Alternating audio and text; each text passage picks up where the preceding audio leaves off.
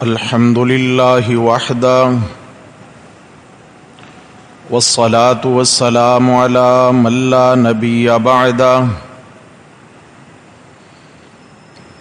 لا نبی بعدہ ولا رسول بعدہ لا رسول بعدہ ولا معصوم بعدہ اما بعد فاعوذ باللہ من الشیطان الرجیم بسم اللہ الرحمن الرحیم تلک امۃ قد خلت لها ما کسبت ولکم ما کسبتم ولا تسألون عما كانوا يعملون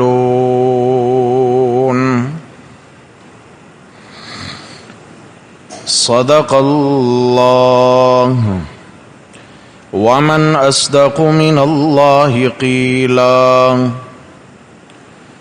اللهم صل على سيدنا ومولانا محمد وعلى آل سيدنا ومولانا محمد وبارك وسلم عليه. گرامی قدر سامعین حضرات محترم، پہلا پارہ سورۃ البقرہ اور اس کی آیت نمبر 134 آپ دوستوں کی خدمت میں اللہ تعالی کی توفیق سے تلاوت کی ہے.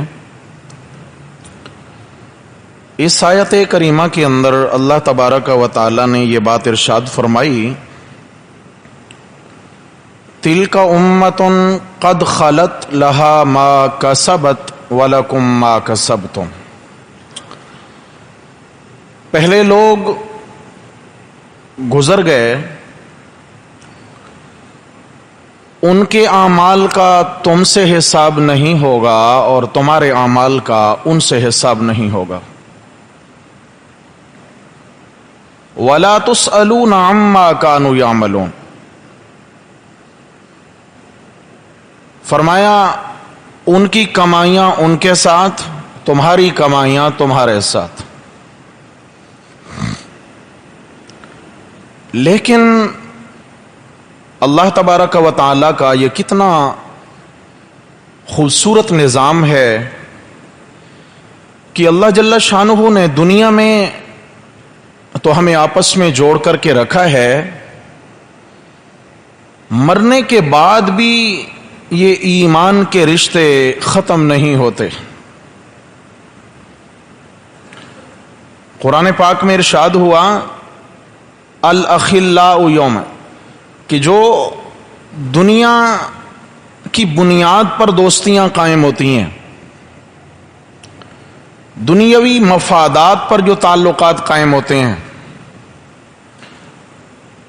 فرمایا یہ سب کے سب دن قیامت کے ایک دوسرے کے دشمن ہو جائیں گے، ساری دوستیاں دشمنیوں میں بدل جائیں گی الا المتقین، ہاں مگر جن کا تقوی کی بنیاد پر تعلق ہوگا یہ جنت میں بھی ختم نہیں ہوگا.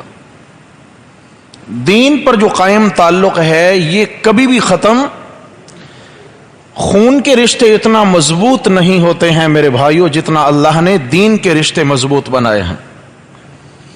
خون کے رشتوں میں کہیں دراڑیں آ جاتی ہیں، لیکن ایمان کے رشتے ایک دوسرے کے لیے گردن کا خون بھی وار دیتے ہیں. ہم سمجھتے ہیں کہ ہمارے پیارے ہم سے بچھڑ گئے، ہمارے مرحومین دنیا سے چلے گئے، جدائیاں پڑ گئیں. میرے بھائیوں حقیقت میں یہ جدائیاں نہیں ہیں. اللہ دن قیامت کی جدائیاں پیدا نہ کرے. اللہ تعالیٰ دن قیامت کی جنت میں ایک دوسرے کا ساتھ نصیب فرمائیں. دنیا میں انسان آیا ہے، آخر جانا تو ہے، لیکن ایک خاص قسم کا تعلق اللہ تبارک و تعالی نے مرتے دم تک کے لیے ہر بندے کا اپنے چلے جانے والے عزیزوں کے ساتھ قائم رکھا ہے، یعنی ایمان کے رشتے والوں کے ساتھ قائم رکھا ہے۔ اور وہ کیا ہے کہ زندہ لوگ اپنے مرحومین کو ہمیشہ اچھے الفاظ سے یاد کریں اور ان کے لیے مغفرت اور بخشش کی دعاؤں کا اہتمام کرتے رہیں۔ حدیث شریف میں آیا ہے، مجمع الزوائد کی روایت ہے، رسول اللہ صلی اللہ علیہ وسلم نے ارشاد فرمایا کہ کہ اچانک جنت میں ایک شخص کے درجات بلند ہو جاتے ہیں اور اتنی زیادہ خوشیوں سے اس کو نواز دیا جاتا ہے کہ وہ حیران ہو جاتا ہے کہ یہ میرے ساتھ کیا ہو گیا۔ ایسے ہی ہے کہ جیسے ایک ادنا درجے کا ملازم اور ایک دم سے اس کو سب سے اونچی کرسی پر بٹھا دیا جائے، سب سے اونچے عہدے پر اس کو فائز کر دیا جائے، ایک دم سے آرڈر آ جائیں تو شاید وہ تو خوشی سے پاگل ہو جائے گا، یہ میرے ساتھ کیا ہو گیا۔ تو جنتیوں کے ایک دم درجات بلند ہو جاتے ہیں تو وہ سوال کرتے ہیں فرشتوں سے کہ یہ کیا ہوا ہمارے ساتھ، یہ کون سا عمل کام آ گیا؟ تو فرشتے بتاتے ہیں تمہارا کوئی عمل کام نہیں آیا، تمہارے اولادوں نے، تمہارے عزیزوں نے، تمہارے دوستوں نے تمہیں مغفرت کی دعاؤں میں یاد کیا ہے، ان کی دعاؤں کی برکت سے اللہ نے تمہیں اتنے اونچے درجات نصیب فرما دیے۔ اور یہاں سے اولاد جب کوئی بھی نیک عمل کرتی ہے تو فرشتے اس کو خوبصورت گفٹ اور تحفہ بنا کر کے لے جاتے ہیں اور جا کر اس مرحوم کی روح کو پیش کرتے ہیں وہ تحفہ۔ فرمایا وہ عمل کا جو تحفہ ہوتا ہے، دعا کا ہے، ایصال ثواب کا تحفہ ہے، جب یہ عمل اس کو پہنچتا ہے تو وہ اتنا خوش ہوتے ہیں کہ فرمایا اگر ساری دنیا کی دولتیں اور خزانے ان کو دے دیے جاتے تو اتنا خوشی نصیب نہ ہوتی جتنا ان کو اپنے اس عزیز کے ایصال ثواب سے خوشی نصیب ہوئی۔ اس لیے میرے بھائیو، ہمیں کبھی بھی اپنے مرحومین کو نیک دعاؤں میں بھولانا نہیں ہے، یہ بہترین تعلق ہے۔ دنیا میں تو کبھی ملاقات ہوتی ہے، کبھی نہیں ہوتی ہے ہماری آپس میں، لیکن یہ جو دعاؤں کا رشتہ ہے میرے بھائیو، اس کے لیے تو ملاقات کی ضرورت، ٹھیک ہے نا؟ یہ تو ایک ایسا رشتہ ہے کہ جو ہمیشہ قائم ہے۔ اللہ تبارک و تعالی اس عمل کو پہنچانے والی ذات ہے اور فائدہ پہنچتا ہے۔ ہم دعا پڑھتے ہیں ربنا اغفر لی ولوالدی وللمؤمنین یوم یقوم الحساب، اے ہمارے رب میری بھی مغفرت فرما دیں، ولوالدی میرے ماں باپ کی بھی مغفرت فرما دیں، وللمؤمنین اور سب ایمان والوں کی مغفرت فرما دینا۔ کب؟ یوم یقوم الحساب، جس دن حساب قائم ہوگا۔ نبی کریم صلی اللہ علیہ وسلم نے فرمایا کہ ہر ایمان والے کو چاہیے کہ وہ اپنے مسلمان بھائیوں اور بہنوں کے لیے روزانہ کی بنیاد پر 27 مرتبہ مغفرت کی دعا کا اہتمام رکھے۔ کتنی مرتبہ بھائی؟ 27 مرتبہ مغفرت کی دعا کرے، اور یہ دعا جو بھی دعا اور بھی آتی ہو وہ بھی کریں۔ یہ سب سے آسان ہے چونکہ ہمیں یاد ہے، ربنا اغفر لی ولوالدی وللمؤمنین یوم یقوم الحساب، اس دعا کا اس سے 2 فائدے پہنچیں گے۔ ایک فائدہ تو یہ ہوگا کہ اللہ تبارک و تعالی اس دعا کرنے والے کو مستجاب الدعوات بنا دیتے ہیں، جو روزانہ کی بنیاد پر اہتمام رکھتا ہے اس 27 مرتبہ کے ورد کا، تو پھر اللہ تعالیٰ اس کو مستجاب الدعوات بناتے ہیں۔ کیا مطلب ہے؟ یہ جو دعا کرتا ہے اللہ اس کی ہر دعا پھر قبول فرماتا ہے۔ دوسرا فائدہ اس سے یہ ہوتا ہے کہ جتنے ایمان والے دنیا سے چلے گئے، اربوں کھربوں، آدم علیہ السلام سے لے کر آج تک، اور جتنے موجود ہیں، جتنے دن قیامت تک آئیں گے، ہر ایمان والے کے بدلے اللہ اس کو ایک ایک نیکی عطا فرماتے ہیں۔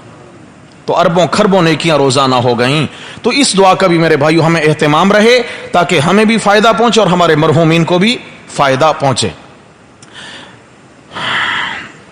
2 الفاظ ہمارے معاشرے میں بڑے مشہور ہیں، 2 الفاظ، ثواب اور ایصال ثواب۔ میں اس حوالے سے آج گفتگو کرنا چاہتا ہوں۔ یہ مسئلہ بہت اہم ہے اور اس کو کھولنا بہت ضروری ہے۔ ایک ثواب ہے، دوسرا ایصال ثواب ہے۔ ہم ان دونوں الفاظ کے قائل ہیں، ہمارا ان پر ایمان ہے، ہمارا ان پر یقین ہے۔ مطلب کیا؟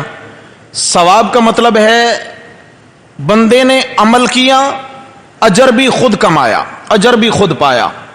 ایصال ثواب، عمل اس نے کیا، اجر دوسرے کو پہنچایا. ثواب اور ایصال، ہم ثواب کے بھی قائل ہیں اور ایصال ثواب کے بھی قائل ہیں. ایصال ثواب کا قائل ہونا، ایصال ثواب کا معنی ہے مرحومین کو ثواب پہنچانا. ایصال ثواب، ثواب پہنچانا، دعائیں کرنا، میرے اللہ میں نے یہ جو عمل کیا اس کو اپنی بارگاہ میں قبول فرما لیں، اس کا مجھے بھی اجر عظیم عطا فرمائیں، اور آدم علیہ السلام سے لے کر آج تک جتنے ایمان والے دنیا سے چلے گئے سب کی روحوں کو اس کا ایصال ثواب فرما دیں. پھر اس میں خاص کر لیں میرے والد صاحب، میری والدہ صاحبہ، میرے فلاں میرے فلاں میرے فلاں، جو قریبی ان کو خاص بھی کر لیں. عام بھی ہو گئے، خاص بھی کر لیا، تو کیا ہوگا؟ اللہ تبارک و تعالی نے جتنا اجر اس عمل کرنے والے کو عطا فرمانا ہے، اسی کے برابر اللہ نے اجر ایک ایک مرحوم ایمان والے مرد و عورت کو بھی عطا فرمانا ہے. تو دعاؤں میں سخاوت ہونی چاہیے میرے بھائی، دعاؤں میں بخل نہیں کرنا. کیوں؟ اجر ہم نے نہیں دینا، اجر کس نے دینا ہے؟ اللہ تعالیٰ کی ذات نے. تو ایصال ثواب کا عقیدہ رکھنا، یہ اللہ تعالیٰ کی شان کریمی کا عقیدہ رکھنا ہے کہ میرا رب کریم ہے. کیا ہے بھائی؟ کریم. اور ایصال ثواب سے منع کرنا، انکار کرنا، یہ اللہ تعالیٰ کی شان کریمی کا انکار کرنا ہے. اللہ تعالیٰ کے متعلق بدگمان ہونا ہے. شان کریمی کیا ہے؟ مثال کے طور پر اللہ تعالیٰ نے قرآن مجید میں فرمایا یا ایھا الانسان ما غرک بربک الکریم، اے انسان تجھے کس چیز نے دھوکے میں ڈال رکھا ہے اس کریم رب سے؟ اس کی شان کریمی کا تجھے یقین کیوں نہیں ہوتا کہ تیرا رب کریم ہے؟ کیسے؟ وہ اس طرح کریم ہے کہ جب کوئی بندہ عمل کرتا ہے، مومن بندہ عمل کرتا ہے، ثواب کرے گناہ کرے، نیکی کرے برائی کرے، تو یہاں اللہ تبارک و تعالی کہیں پہ قانون عدل نافذ کرتے ہیں اور کہیں پہ اللہ تعالیٰ اپنی شان کریمی کا اظہار فرماتے ہیں. قانون عدل کیا ہے؟ ایک گناہ ہو گیا کسی شخص سے، فرشتے پوچھتے ہیں یا اللہ کتنے لکھیں؟ فرمایا ایک کے بدلے ایک لکھو. عدل ہے، بالکل ناپ تول کے رکھو، ایک کے بدلے ایک. اور شان کریمی کیا ہے؟ ایک شخص نے ایک عمل کیا نیکی کا، تو اللہ تعالیٰ فرماتے ہیں کم از کم اس کے نام اعمال میں 10 اعمال لکھ دو. کتنے؟ من جاء بالحسنۃ فلہ 10 امثالھا، 10 نیکیاں لکھ دو اس کے نام اعمال. یہ کیا ہے؟ اللہ تعالیٰ کی شان کریمی ہے. یہ شان کریمی کا مظاہرہ ہے. نمبر 2، عمومی طور پر آج کل جو زندگیاں ہیں، جو عمر ہے، میکسیمم 60 سال عمر ہوتی ہے. بیٹھ جائیں. میکسیمم 60 سال عمر ہوتی ہے، تو اس میں ذرا دیکھیں نا، 15 سال تو بلوغت تک چلے گئے، یہ تو ویسے ہی اس کے اندر بچہ نابالغ ہے تو اس کے گناہ نہیں لکھے جاتے ہیں، الا یہ کہ نماز 10 سال پہ فرض ہوتی ہے، باقی تو کوئی بھی فریضہ نہیں ہے. 60 سال میں 15 سال نکال لیں، کتنے بچ گئے؟ 45 برس. اب مرتے دم تک 45 برس کے اس کے اعمال کاؤنٹ کیے جائیں گے. جب یہ مرے گا 45 سالوں میں اس نے گناہ بھی کیے، نیکیاں بھی کی. اب کیا ہے؟ ایک نیکی کرتا تھا 10 لکھی جاتی تھی، ایک گناہ کرتا تھا شاباش 1 گناہ لکھا جاتا تھا. جب یہ دنیا سے چلا گیا، ٹھیک ہے انسان پھر بھی جتنا محنت کر لے، ہم بہت میں تو اپنی بات کروں، ہم بہت گناہ گار ہیں، بہت گناہ گار ہیں. نیکیاں 10 گنا بھی بڑھ کے لکھی جائیں، خوف ہے کہ کہیں گناہ پھر بھی بڑھ نہ جائے. لیکن یہاں ذرا ایک بات سمجھنے کی ہے، اگر اللہ تعالیٰ اس کو زندگی دے دیتے قیامت تک تو نیکیاں کم ہوتی اور گناہ زیادہ ہوتے. اب تو ناکامی یقینی تھی. 45 سال کا مختصر عرصہ اور یہ دنیا سے چلا گیا. گناہ اس کے 45 سال کے، اور اس کے بعد قیامت تک جتنے ایمان والے اس کے لیے ایصال ثواب کرتے رہیں گے وہ اس کے نام اعمال میں لکھا جاتا رہے گا. گویا اگر قیامت کو 45,000 سال باقی ہیں تو دن قیامت کے جب اللہ کی عدالت میں پیش ہوگا، جن گناہوں کا حساب دینا ہے وہ 45 سال کے، اور جو نیکیوں کا اجر پانا ہے وہ 45,000 سال کی. اللہ کی شان کریمی ہے یا نہیں ہے میرے بھائی؟ تو اس لیے یہ تو اللہ کا بڑا انعام ہے کہ اللہ نے اس امت کو عمریں بہت کم دی ہیں. جتنا عمر کم اتنا گناہ کم. اور جو دنیا سے جائے گا ہر ایمان والا کسی نہ کسی زاویے سے ایصال ثواب کر رہا ہے، سارے ایمان والوں کو یاد کر کر کے. نبی کریم صلی اللہ علیہ وسلم نے فرمایا اذا مات الانسان انقطع عمله الا ثلاث، جب انسان کی موت واقع ہوتی ہے اس کے سارے اعمال کا دروازہ بند ہو جاتا ہے.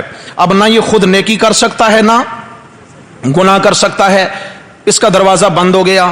اللہ صلی فرمایا 3 اعمال ایسے ہوتے ہیں کہ جن کے دروازے کھلے رہتے ہیں اور وہ نیکیاں ہیں, کسی گناہ کا دروازہ نہیں. مثال کے طور پر اگر ایک شخص نے جھوٹ بولا ہے اور یہ کہتا ہے یا اللہ آپ کریم رب ہیں, یہ گناہ مجھے نہیں دینا اس جھوٹ کا, میرا وہ جو بھائی فوت ہو گیا اس کے نامہ اعمال میں لکھ دیں, چلے گا؟ کیوں؟ میرے رب کا قانون عدل ہے, جو کرے وہی بھرے, جو کرے وہی بھرے, قانون عدل. لیکن اگر یہی کہتا ہے یا اللہ میں نے یہ جو تلاوت کی ہے, یہ جو صدقہ کیا ہے, اس کا مجھے بھی اجر عطا فرمائیں, فلاں کو بھی اجر عطا فرمائیں, ملے گا نہیں ملے گا؟ یہ کیسا بہترین نظام ہے میرے رب کا, خوبصورت نظام ہے میرے رب کا. تو فرمایا 3 اعمال, ایک ہے صدقہ جاریہ, یہ اپنے ہاتھ سے حالت صحت میں کچھ مال اللہ کے راستے میں خرچ کر کے چلا گیا, مسجد بنوا دی, مدرسہ بنوا دیا, کوئی مسافر خانہ بنوا دیا, ڈسپینسری بنوا دی, کسی بھی انسان کو دینی دنیاوی نفع پہنچانے کے لیے اس نے کوئی بھی چھوٹا بڑا عمل کر دیا, جب تک اس سے دنیا فائدہ اٹھاتی رہے گی تب تک اس کے نامہ اعمال میں ثواب بھی پہنچتا رہے گا, بھلے وہ ہزاروں سال گزر جائیں. نمبر 2, نیک صالح اولاد, جب اس کے لیے دعا کرتی ہے تو اللہ تبارک و تعالی نیک صالح اولاد کا ایک ایک عمل اس کے حق میں قبول فرماتے ہیں. ہمیں اپنی اولادوں کو نیک صالح بنانے کی محنت کرنا چاہیے میرے بھائیوں. تیسرا, اگر اس نے کوئی دین کا کام کیا, دین کا علم پڑھا, قرآن و حدیث پڑھا, اس کو آگے پھیلایا, ایمان بنایا, لوگوں کے عقائد اور ایمان پہ محنت کی, سنت کا عمل سیکھا, لوگوں کو سنت پہ لگایا, جب تک اس کے پھیلائے ہوئے دین کے اس کام پر دنیا عمل پیرا رہے گی, اس کو قبر میں اجر و ثواب پہنچتا رہے گا. سمجھ آ گئی؟ اجر و ثواب پہنچتا رہے گا انشاءاللہ تعالی. لیکن جو لوگ ایصال ثواب کے میں نے کہا منکر ہیں, تو وہ اللہ تعالیٰ کی شان کریمی کے قائل نہیں ہیں. وہ کہتے ہیں جی ہمارے پاس قرآن کی دلیلیں ہیں. بھائی کون سی دلیل ہے تمہارے پاس؟ دیکھیں دین کے نام پر بڑے فتنے ہیں بھائی, خدا کے لیے اپنے نظریات کی حفاظت کیجیے. کہتے ہیں قرآن مقدس میں آیا وَأَلَّيْسَ لِلْإِنسَانِ إِلَّا مَا سَعَىٰ, کہ انسان کو وہی ملے گا جس کی اس نے خود کوشش کی تھی, وہی ملے گا اس کو. تو دیکھیں جی پیچھے کوئی بھی ایصال ثواب کرے تو کیسے پہنچ سکتا ہے؟ یہ عمل تو اس نے نہیں کیا. تو میرے بھائیوں سب سے پہلی بات, یہ جو 3 کام نبی علیہ الصلوۃ والسلام نے بتائے, اس کے علاوہ ہم یہ دعا کرتے ہیں ربنا اغفر لی ولوالدی, یہ قرآن ہے کہ نہیں ہے؟ وللمؤمنین, ایمان والوں کی مغفرت کی دعا کرنے کا حکم دیا گیا. یہ ہم کر رہے ہیں یا مرنے والا کر رہا ہے؟ خود فائدہ پہنچ رہا ہے نہیں پہنچ رہا ہے؟ قرآن مجید نے حکم دیا ربنا اغفر لنا ولاخواننا الذین سبقونا بالایمان, اے ہمارے رب ہماری بھی مغفرت فرما دیجئے اور ہم سے پہلے جتنے ہمارے بھائی ایمان پر گزر گئے ان سب کی مغفرت فرما دیجئے. اگر فائدہ نہیں پہنچتا تو یہ قرآن میں الفاظ دعا کے کیوں آ گئے؟ میرے بھائیو یہ جو آیت ہے نا کہ کسی کو فائدہ پہنچتا ہے اس کے اپنی ہی کوشش کا, تو اس سے مراد اعمال نہیں ایمان ہے. کیا ہے؟ ایمان. یعنی کس نے اگر ایمان بنا لیا تو اس کو اپنے ایمان بنانے کا فائدہ پہنچے گا. اگر یہ بے ایمان کافر اور مشرک چلا گیا اور اس کا والد مومن موحد تھا تو اس کے والد کا اب کے ایمان کا اس کو فائدہ. نوح علیہ السلام اللہ کے نبی ہیں, بیٹا کفر پہ چلا گیا, کام آئے. ابراہیم علیہ السلام اللہ کے نبی ہیں, والد کفر پہ جا رہا ہے, کام آئے نہیں آئے. نبی علیہ السلام اللہ کے نبی ہیں, چچا ابو لہب کفر پہ گیا, کام آئے نہیں. ایمان کا معاملہ الگ ہے, اعمال کا معاملہ الگ ہے. لیکن میرے بھائیوں ایصال ثواب کی 3 شرطیں سمجھ لیجئے. ہم ایصال ثواب کسی کو کریں گے, کتنی شرطیں ہیں جی؟ 3. نمبر 1 شرط کہ ایصال ثواب کر رہے ہیں لیکن اس کا کوئی وقت مقرر نہ ہو. نمبر 2 جو عمل یا چیز دے رہے ہیں چیز مقرر نہ ہو. نمبر 3 جس کو دے رہے ہیں محض ایک ہی شخص کو مقرر نہ کیا جائے, وقت مقرر نہ ہو, چیز مقرر نہ ہو, شخصیت مقرر نہ ہو. ایصال ثواب کی کتنی شرطیں آ گئیں؟ 3. میں اس کی وضاحت کروں. وقت مقرر نہ ہو. وقت مقرر یہ ہے کہ نہیں جی ہم نے تو صرف تیجے والے دن ہی دعا کرنی ہے, جمعرات کو ہی دعا کرنی ہے, اور 40ویں میں ہی دعا کرنی ہے, برسی میں ہی دعا کرنی ہے. یہ وقت مقرر ہوا کہ نہیں ہوا جی؟ اچھا مجھے بتائیے, یہ ہمارے جو مرحومین ہیں ان کو صرف سال بعد برسی کے اسی دن جا کر ضرورت ہوتی ہے بخشش کی، یا سارا سال ضرورت ہوتی ہے؟ ہم جو زندہ بیٹھے ہیں ہمیں صرف سال بعد یا 40 دن کے بعد بھوک لگتی ہے یا روزانہ کی ضرورت ہے؟ ایسے مرحومین جو ہیں ان کو بھی اعمال کی روزانہ کی ضرورت ہے. ان کے سامنے تو بڑے مراحل ہیں میرے بھائی. آخرت کا ایک سمندر ہے، جیسے دنیا کے سمندر میں بندہ غرق ہو جاتا ہے، آخرت میں آگ کا سمندر ہے. اس سے بچاؤ کا یہی ایک بہترین طریقہ ہے کہ ایصال ثواب میں کثرت کی جائے. تو وقت مقرر، یعنی جمعرات کو نہیں، کبھی جمعہ کو بھی کر لیں، اور کبھی ہفتہ کو بھی، کبھی اتوار اور پیر کو بھی کر لینا چاہیے. صحیح ہے جی. نمبر 2، چیز مقرر نہ ہو. نہیں جی ہم نے تو صرف 10ویں محرم کو دینا ہے اور حلیم ہی کرنا ہے. وقت بھی مقرر ہو گیا اور چیز بھی. ناراض تو نہیں ہو رہے بھائی؟ جی اللہ کرے آپ ناراض نہ ہو جائیں. آپ ناراض ہو گئے تو میں کیا کروں گا؟ آپ نے پتہ نہیں مجھے تو ایصال ثواب کرنا ہے کہ نہیں. لیکن کریں نہیں کریں، مجھے یقین ہے انشاءاللہ تعالی اپنے رب کی رحمت سے کہ جتنا وقت آپ کے ساتھ گزرا ہے اور جتنا اللہ نے مجھے توفیق دی ہے اور آپ نے جتنا دین سیکھا ہے، اللہ نے مجھ ناقص کو اس کا سبب بنایا. آپ کا عمل ہوگا انشاءاللہ، اجر مجھے پہنچتا رہے گا انشاءاللہ. مطمئن ہوں، دل مطمئن ہے انشاءاللہ. وقت ضائع نہیں کیا میں نے آپ کا. نمبر 3، شخصیت مقرر نہ ہو. چیز مقرر نہ ہو کہ حلیم نہیں، کبھی کسی غریب کو کپڑا بھی پہنا دیں، کبھی کسی مقروض کا قرض بھی اتار دیں، کبھی کسی کی جا کر عیادت بھی کر لیں، کبھی کسی کے ساتھ ویسے کوئی بھلائی کا معاملہ کر لیں، کبھی ویسے کھانا بنا کے کھلا دیں. اور شخصیت مقرر نہ ہو. شخصیت مقرر اس طرح ہے جیسے 11ویں والے دن دینا ہے، ایصال ثواب کرنا ہے، 11ویں کا کھیر دینا ہے یا دودھ دینا ہے، اور دینا بھی شیخ عبد القادر جیلانی رحمۃ اللہ علیہ کو ہے. تینوں کام ہو گئے نہیں ہو گئے اس میں؟ سمجھ آ گئی؟ لہٰذا کیا ہو گیا؟ ایصال ثواب نہیں ہے بھائی، یہ بدعت ہے، یہ ناجائز ہے. سمجھ آ گئی؟ ایصال ثواب کے لیے یوں نیت کریں، یا اللہ جتنے ایمان والے دنیا سے چلے گئے سب کو اس کا اجر پہنچے، سب کو اس کا ثواب پہنچائیے. اور ان میں پھر خاص کر لیں میرے والدین، فلاں بزرگ، فلاں فلاں، نبی کریم صلی اللہ علیہ وسلم، یعنی پہلے عام کر لیں پھر اس میں خاص کرتے جائیں، جائز ہے. لیکن ایک ہی شخصیت کو نہیں، اس طرح نہیں، اس طرح نہیں ہے میرے پیارے بھائیوں. اور ہمارے ہاں تیجا تو بڑے اہتمام سے ہوتا ہے، کیونکہ تیجا نہ کیا تو مر گیا مردود، نہ فاتحہ نہ درود. سمجھے نا؟ تانا کیا دیا جاتا ہے؟ مر گیا مردود نا، یہ تانا دیا جاتا ہے. بھائی تھا کچھ نہیں تو ہمیں بتا دیتے، تیجے پہ ہم بریانی بنا لیتے، ہم قورمہ بنا لیتے. میرے پیارے بھائیوں، دوستوں، بزرگوں، یہ تیجے کی دعا، یہ ٹمپریری دعا اللہ کو منظور نہیں ہے. یہ قرآن خوانی تیجے والے دن سپارے تقسیم کر دینا اور لے کے بیٹھ جانا، قرآن پڑھنا آتا ہے یا نہیں آتا ہے، ناک بچانے کے لیے شامل ہو گئے اور ورق الٹتے جا رہے ہیں. جب ایک دو نے جمع کرایا تو انہوں نے بھی جمع کرانا شروع کر دیا. ایمان سے بتائیں یہ اس مردے کے ساتھ دھوکہ ہوا کہ نہ ہوا؟ جی اپنے ساتھ بھی دھوکہ ہے، اللہ کے ساتھ بھی دھوکہ ہے، اپنے مرحوم کے ساتھ بھی دھوکہ ہے. قرآن پڑھیں، بخشیں، روزانہ پڑھیں، ایک رکوع پڑھیں، روزانہ پڑھیں، سورہ یاسین پڑھیں، روزانہ پڑھیں، سورہ اخلاص چند مرتبہ پڑھیں، روزانہ پڑھیں، سورہ فاتحہ چند بار پڑھیں، روزانہ پڑھیں. ایصال ثواب کریں، انشاءاللہ وارے نیارے ہوتے چلے جائیں گے. اس کے علاوہ ایک خاص قسم کا معاملہ جو ہے نا میرے بھائی، ہمارے ہاں شبہ پھیلایا جاتا ہے کہ جی نظر و نیاز اور ایصال ثواب ایک ہی چیز ہے. ٹھیک ہے نا؟ بہت سارے دوست مجھے مختلف حضرات کی ویڈیوز بھیج دیں، جی جواب دیں، دے کے بھی تھک گئے. لیکن ضروری سمجھا کہ بھائی یہاں بالعموم بات ہو جائے، اللہ کرے کہ ہمیں حقیقت سمجھ میں آ جائے. میرے بھائیو، نظر و نیاز الگ چیز ہے، ایصال ثواب الگ چیز ہے. کیا مطلب؟ انی نظرت للرحمن، نظر کس کے لیے؟ بولو بھائی، اللہ کے لیے. نیاز نظر اللہ کے لیے ہے، اور ایصال ثواب مرحومین کے لیے ہے. اگر یہ ایک ہی چیز ہے تو معذرت کے ساتھ کبھی بھی کہہ دیا کرو نا کہ یہ ایصال ثواب اللہ کو. ہاں بھائی، اللہ کو ایصال ثواب کر سکتے ہیں کہ یا اللہ یہ میں ثواب آپ کو بخشتا ہوں، یہ آپ کو نصیب ہو اور آپ کے درجات بلند ہو جائیں. جائز ہے؟ ناجائز ہے، ایمان ضائع ہو جائے گا. تو پھر اسی طرح جیسے ایصال ثواب اللہ کو نہیں کیا جاتا، ایسے ہی نظر و نیاز بھی غیر اللہ کو نہیں کی جاتی ہے.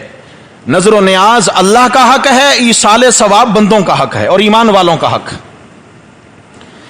नंबर 2 फर्क समझा दूं, जिसके नाम की हम नजर व नियाज देते हैं ना, मोहताज समझकर नहीं देते, हाजत रवा समझकर देते हैं। क्या समझकर? कि उस पर कोई मोहताजी नहीं आती, उस पर कोई परेशानी नहीं आती, वो जरूरतमंद नहीं है। लेकिन ईसाले सवाब जिसे करते हैं उसको जरूरतमंद समझकर करते हैं। क्या करते हैं भाई? ये जो दुआएं कर रहे हैं, या अल्लाह इनको बख्श दे बख्श दे बख्श दे, जरूरत है कि नहीं उनकी? लेकिन नजर नियाज का मामला अल्लाह का, इसलिए कि वो किसी का मोहताज। मरहूमीन के लिए ईसाले सवाब है क्योंकि वो हमारे जिंदों के अब मोहताज हैं, खुद वो अमल नहीं कर सकते हैं, खुद वो अमल नहीं कर सकते हैं। अगर नाराज न हो तो एक मसला आप भी मुझे बता दें। ये हजरत शेख अब्दुल कादिर जिलानी रहमतुल्लाह अलैह और हजरत इमाम हुसैन रजी अल्लाह तआला अन्हु, हजरत अली रजी अल्लाह तआला अन्हु, इनके नाम का अगर ये कहते हैं कि ये ईसाले सवाब है, अगर कहते हैं कि ईसाले सवाब है, तो मुझे जरा ईमान से बताना, ये लोग उनके नाम की नियाजात करने वाले अगर इसको ईसाले सवाब कहते हैं तो ये हजरत अली को मोहताज समझ के देते हैं कि हाजत रवा समझ कर देते हैं? मोहताज समझते हैं। हजरत शेख अब्दुल कादिर जिलानी रहमतुल्लाह अलैह के नाम की 11वीं मोहताज समझ कर दी है किसी ने? नहीं। डरते हैं, नदी तो जानवर मार देंगे, नदी तो हमारी खैर, दुकान तबाह हो जाएगी, कारोबार का भट्टा बैठ जाएगा। कभी यह भी किया है कि अब्बा के लिए ईसाले सवाब ना किया तो अब्बा मुझे अंधा कर देंगे? क्यों भाई? ईसाले सवाब वालों से डरा नहीं जाता और जिसकी नजर नियाज दे रहे हैं उससे डरा जाता है। तो मालूम हो गया कि जो दुनिया से चले गए इंसान और मखलूकात थे उनसे डरना नहीं है, क्योंकि वो हमारे मोहताज हैं, उनको हमारे अमाल की जरूरत है और अल्लाह हमारे अमाल का मोहताज नहीं है। अल्लाह के लिए क्या करनी है? क्यों? फुकार ने लिखा वन नजर इबादतुन, नजर नियाज इबादत है। कहिए जरा, नजर नियाज कलिमा आता है पहला? पढ़ो जरा, ला इलाहा। ला इलाहा का माना क्या? नहीं कोई इबादत के लायक इल्लल्लाह, सिर्फ कौन है? अल्लाह के सिवा किसी की इबादत नहीं। तो लिखा वन नजर इबादतुन, नजर नियाज भी इबादत है। तो मसला समझ में आ गया। जब नजर नियाज इबादत है तो इबादत कलिमा में क्या बताया, किसके लिए है? क्यों भाई? इबादत किसी और की कर सकते हैं? कुल या अय्युहल काफिरून ला अअबुदु मा ताबुदून, ए मेरे नबी ऐलान कर दीजिए, ए काफिरो, जिनकी तुम इबादत करते हो उनकी मैं इबादत नहीं करता, क्योंकि इबादत के लायक सिर्फ कौन है? अल्लाह की जात। अल्लाह करे कि आपके पल्ले कुछ पड़ जाए, आमीन कह दो भाई।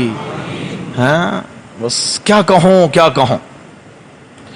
खैर बाहर सूरत मेरे भाइयों, फर्क यह है कि नजर नियाज जिसके नाम की दी जाती है उसको हाजत रवा समझ कर दिया जाता है, और ईसाले सवाब जिसे किया जाता है उसको मोहताज समझ कर किया जाता है। हाजत रवा हमारा कौन है? हाजतें पूरी करने वाला कौन है जी? अल्लाह ही है। तो इसलिए मेरे भाइयों, दोस्तों, बुजुर्गों, हम अल्लाह के मोहताज हैं और अल्लाह किसी के मोहताज नहीं हैं। ईसाले सवाब करने का आसान तरीका मैं अर्ज करूं। ईसाले सवाब यह है, बहुत आसान और आम फाहम तरीका है, परेशान मत हुआ करें इस मामले में।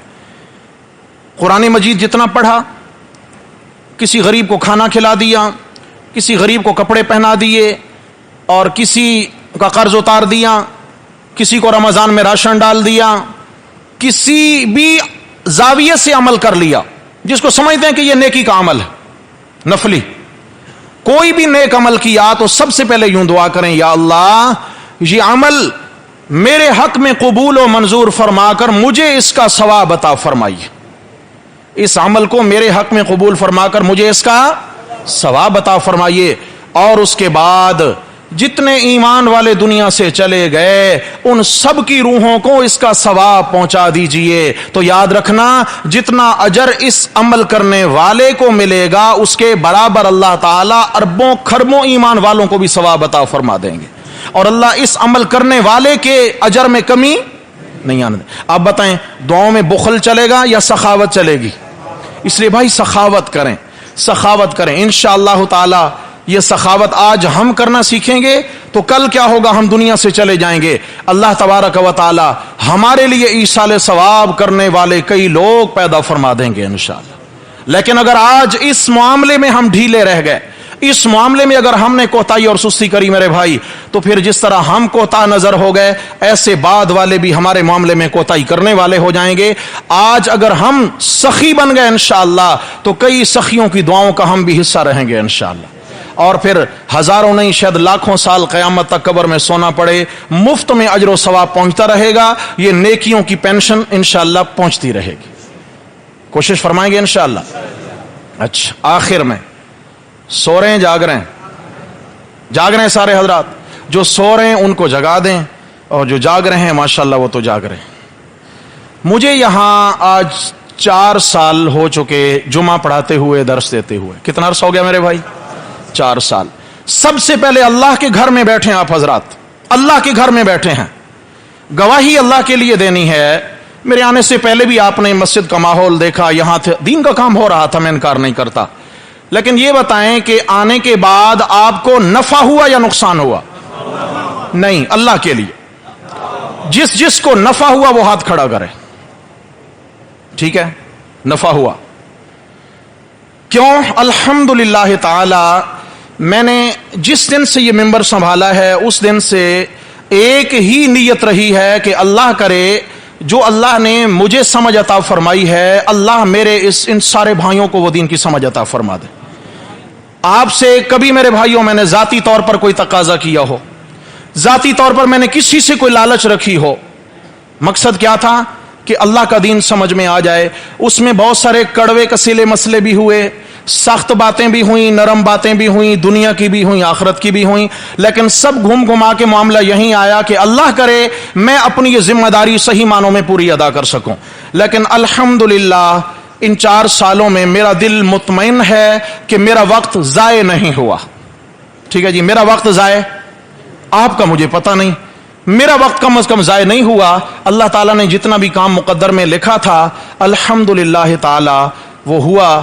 4 سالوں میں آغاز میں حالات سازگار رہے الحمدللہ، جیسے بھی حالات آتے رہے چلتے رہے اور دین کا کام ہوتا رہا، لیکن میں نے کبھی 1-2 لوگوں کو آپس میں اپنی ذات کی وجہ سے لڑانے کی کوشش نہیں کی ہے۔ سمجھ آ گئی ہے؟ یاد رکھنا بھائی، اللہ کے گھر میں بیٹھا ہوں، باوضو ہوں، جمعہ کا دن ہے، ممبر رسول پہ ہوں، اگر دین کی کسی بات کی وجہ سے کوئی ناراض ہوا تو میں اس سے معذرت بالکل نہیں کروں گا، لیکن میری ذات کی وجہ سے کسی کو تکلیف پہنچی ہو تو بھائی تہ دل سے معافی چاہتا ہوں، اللہ کے لیے معاف کر دینا، آخر میں انسان ہوں۔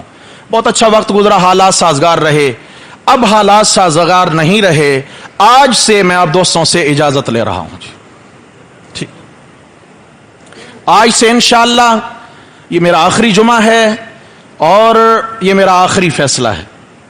آج سے میں سب سے راضی ہوں، یاد رکھنا، سب سے راضی ہوں، واللہ میں سب سے راضی ہوں۔ میرے ساتھ کسی نے کچھ ذاتی طور پر زیادتیاں کی ہیں، میں نے دل سے ان کو معاف کیا ہے، دل سے معاف کیا، لیکن میں یہ نہیں چاہتا کہ میری وجہ سے کوئی لوگ آپس میں لڑیں یا کسی کا نقصان ہو، بالکل بھی نہیں۔ تو میرے بھائیو اس لیے میں آج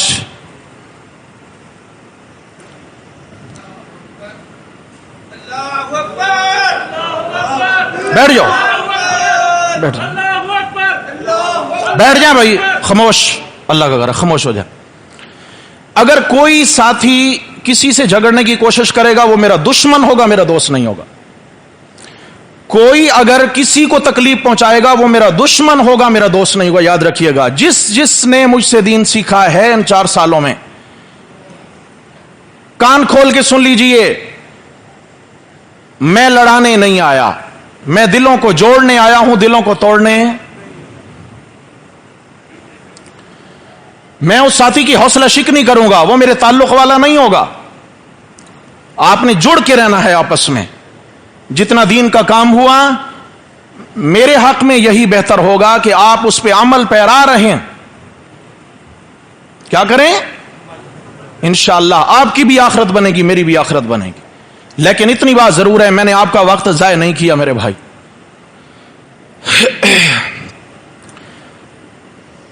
میں عرض کر رہا تھا کہ کسی سے گلہ نہیں ہے اور میں کسی کا نام بھی نہیں لے رہا ہوں.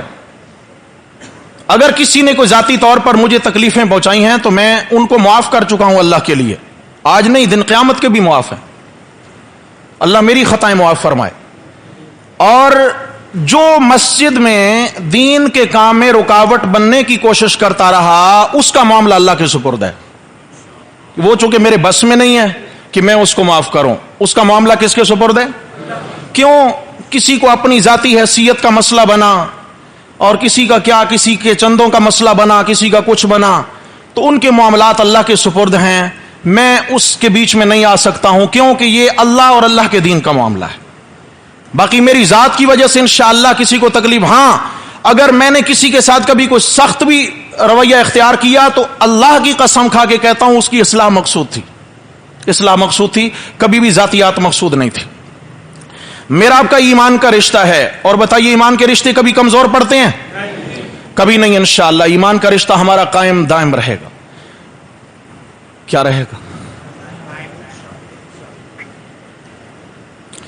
اور 4 سالوں میں الحمدللہ درس قرآن رہا، مسائل ہوتے رہے. اعتکاف میں کوشش کرتا رہا کہ ساتھیوں کو جوڑ کے رکھا جائے، ان کی جتنا زیادہ اصلاح ہو جائے. اتوار کے دن خواتین کا ایک مجمع آتا رہا درس میں، وہاں بھی یہی کوشش رہی ہمارے آپ کے گھروں میں دین کے اعتبار سے اصلاح ہو جائے.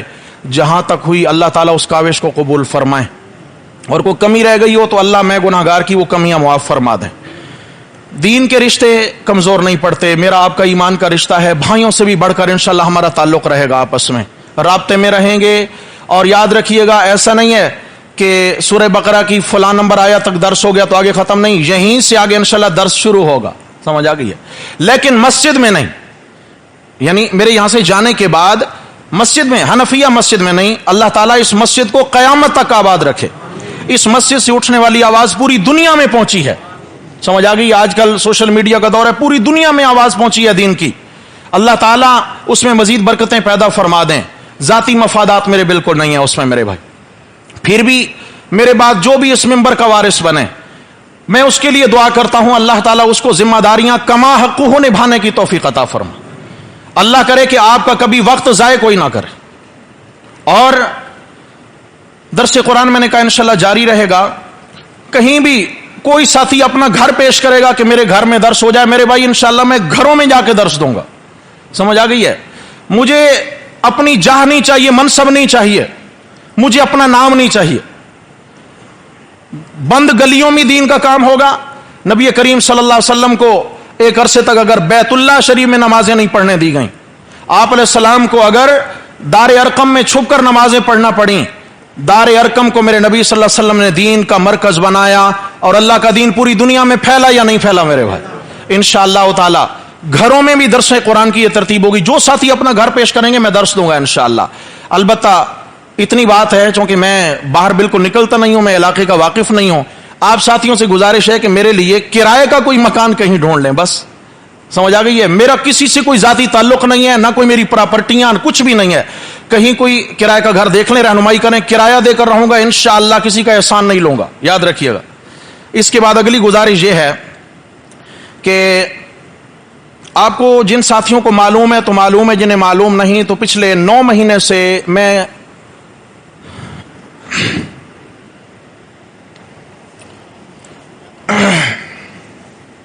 پانی دیجیے ایک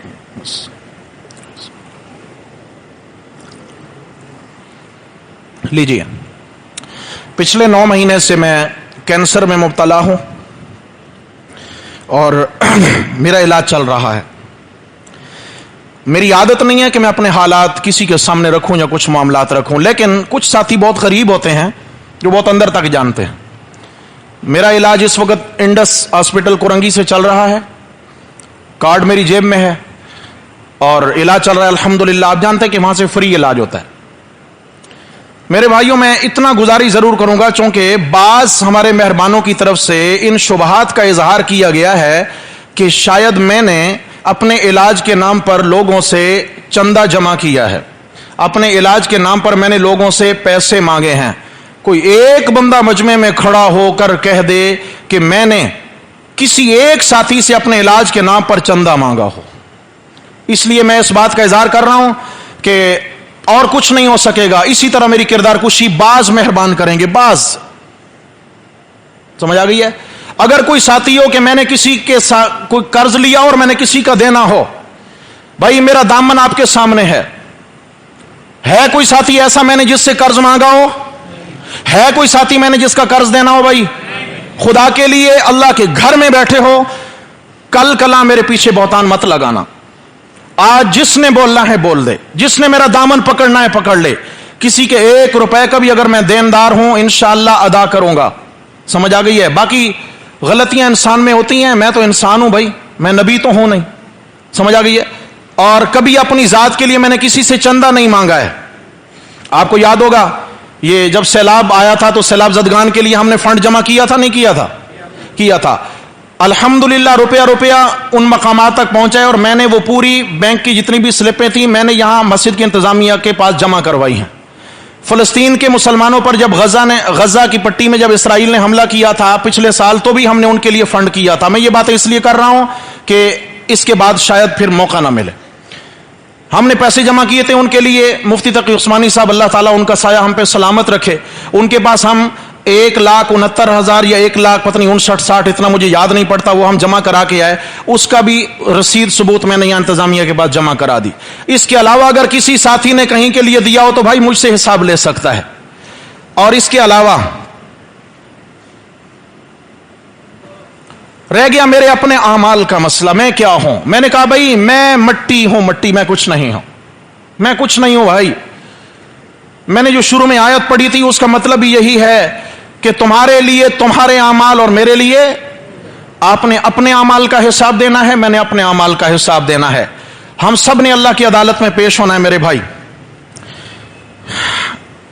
صرف اتنی گزارش ہے کہ مجھے کوئی ساتھی مجبور نہ کرے. یہ میرا آخری فیصلہ ہے اور معذرت ہے. آپ سے تعلق میرا رہے گا, ہر ساتھی سے تعلق رہے گا. میرا موبائل فون کھلا ہے, میرا واٹس ایپ کھلا ہے.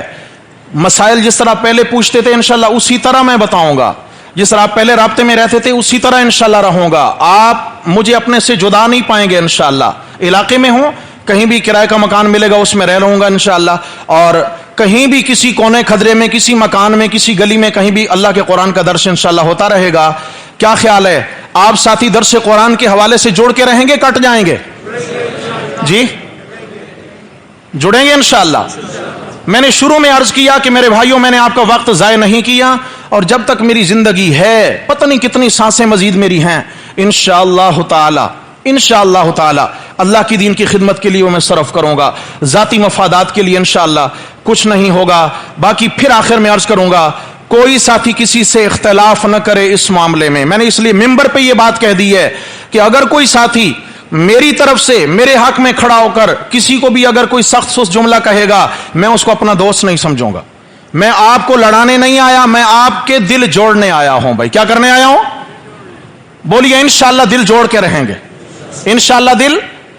باقی میرے ساتھ اگر کسی نے کوئی زیادتی کی ہو میں نے معاف کیا, اور اگر میری طرف سے آپ کے میں سے کسی کے ساتھ کوئی زیادتی ہو گئی ہو تو بھائی اللہ کے لیے مجھے معاف کرنا. میں انسان ہوں, اللہ تعالی ہم سب سے راضی ہو.